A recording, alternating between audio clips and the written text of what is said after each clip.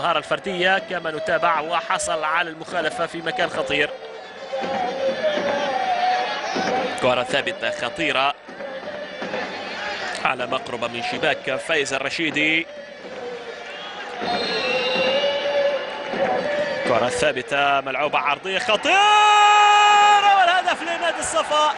هدف جميل لمصلحة نادي الصفا بارتقاء للبديل علي كاركي، يخطف الكرة من بين الجميع، يرتقي عاليا ويهز شباك فايز الرشيدي.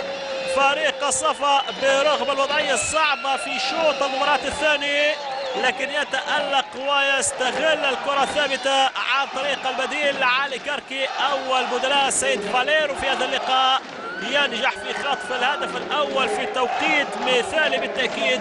يسعد الأحباء في مدرجات ملعب المدينة الرياضية في بيروت. لاحظ الارتقاء العالي، ارتقاء رائع مثالي ما بين كل المدافعين، وخروج لم يكن موفق لحارس المرمى فايز الرشيدي. أيضا تغطية دفاعية